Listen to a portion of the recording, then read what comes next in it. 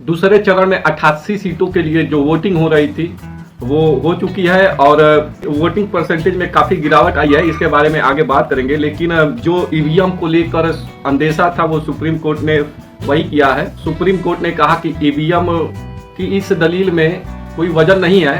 Justice Sanjeev Khanna और दीपांकर खन्ना ने कहा कि ईवीएम का बटन दबाने के बाद जो वीवीपैट से स्लिप छपकर आती है उसे गिनने की कोई जरूरत नहीं है। लेकिन ये जरूर कहा इलेक्शन कमीशन से जो सिंबल लोडिंग यूनिट होती है उसे सील किया जाए और जो ईवीएम की बल्ट मेमोरी सेमी कंट्रोलर होता है उसके 5% सिंबल को टेस्ट किया जाए, वो भी कैंडिडेट के सामने टेस्ट किया जाए ताकि कोई भी संदेह ना रहे। और इस जांच की मांग जो सेकेंड या थर्ड में आए कैंडिडेट हैं वो कर सकते हैं, लेकिन इसका जो पैसा है, जो खर्च है, उन्हीं को देना पड़ेगा। ईवीएम जो है इनमें एक प्रोग्रामेबल मेमोरी होती है क्योंकि सिंबल लोडिंग करी जाती है और इसलिए इनको मैनिपुलेट किया जा सकता है अगर आप कोई उसमें मैलिशियस प्रोग्राम डाल दें। और इस वजह से ये ज़रूरी है कि जो वीवीपैट है उसका पूरा पेपर ट्रेल का ऑडिट होना चाहिए, सारे वीवीपैट स्लिप्स को काउंट करना चाहिए। और क्योंकि वीवीपैट में भी काला शीशा लगा दिया गया था तो इस वजह से हम लोग ये कह रहे थे कि या तो उसका ट्रांसपेरेंट शीशा करिए और या नहीं तो उसको जो स्लिप जो प्रिंट होती है वोटर के हाथ में देकर और उसको उसमें बैलेट बॉक्स में डालकर और उसकी काउंटिंग कर लीजिए। सुप्रीम कोर्ट ने ये सारी हमारी मांगे को ठुकरा दिया है। और आज ही एक और बड़े दलील की सुनवाई होनी थी जो प्रधानमंत्री नरेंद्र मोदी के ऊपर था। जो भड़काऊ भाषण होता है एक जाति विशेष के ऊपर, मुस्लिमों के ऊपर, उसके खिलाफ एक दलील दायर किया गया था। उसी पर सुनवाई होने वाली थी, लेकिन आज सुनवाई नहीं हो पाई क्योंकि जस्टिस सचिन दत्ता किसी और केस में बिजी थे, इसलिए सुनवाई नहीं हो पाई। लेकिन इसकी जब भी सुनवाई होगी उसकी अपडेट हम आप तक जरूर पहुंचाएंगे।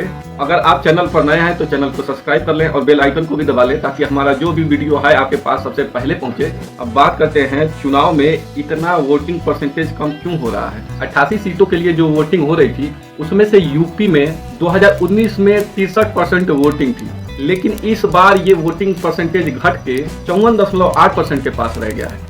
वोटिंग परसेंटेज इतना कम क्यों हो रहा है? ये केवल यूपी में ही नहीं, ये देश के अलग अलग राज्यों में भी हो रहा है, अलग अलग स्टेट में भी हो रहा है। जैसे राजस्थान में 2019 में 68% वोटिंग थी, लेकिन इस बार ये घटकर 63-64 के करीब में रह गया है। एमपी में भी सेम है। एमपी में भी पिछली बार 69% वोटिंग हुई थी, लेकिन ये इस बार घट के 60% के करीब में रह गया। वेस्ट बंगाल में भी 1% की गिरावट आई है वोटिंग में। और बिहार में तो वोटिंग की गिरावट इतनी ज्यादा आई है कि 63% 2019 में था और इस बार 55% गिरावट आई है। केवल 55% लोगों ने वोटिंग किया है बिहार में। असम में भी पिछली बार 81% वोटिंग हुई थी और इस बार 75% वोटिंग हुई है। महाराष्ट्र में भी है वही चीज, गिरावट बहुत ज्यादा देखने को मिल रहा है और कर्नाटक और केरल में भी गिरावट ही देखने को मिल रहा है। इतना वोटिंग में गिरावट क्यों आ रहा है?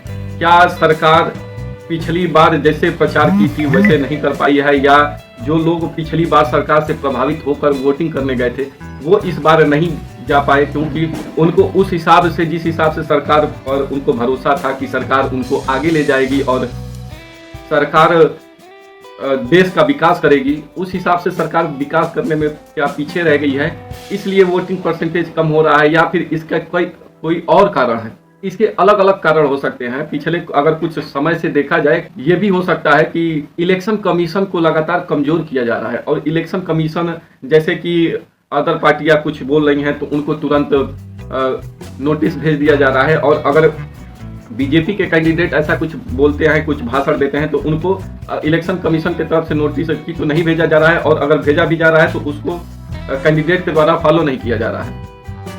तो इलेक्शन कमीशन का क्या पावर कम हो गया है पिछले कुछ दिनों में, इसके वजह से लोग वोटिंग कम कर रहे हैं।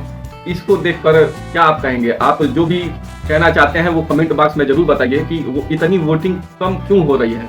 और अगर आप भारत के नागरिक हैं और भारत में रहते हैं तो वोटिंग जरूर करें ताकि ये वोटिंग परसेंटेज बढ़ सके।